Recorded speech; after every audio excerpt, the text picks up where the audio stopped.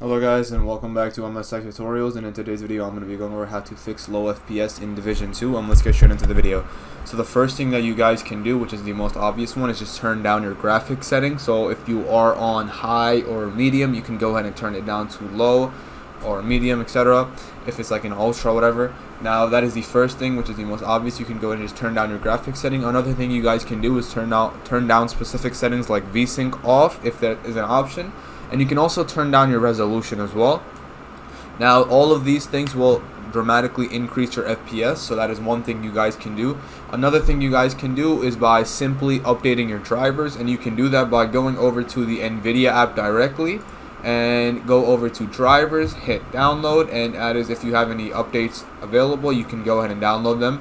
Another way is by just going over to the search bar, typing in device manager, going over to display adapters, right clicking on your GPU and hitting update driver, and then go ahead and choose search automatically for drivers.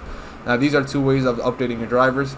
If you're on AMD, you can use the AMD equivalent app, and doing all of this will surely increase your FPS and you guys will be good to go.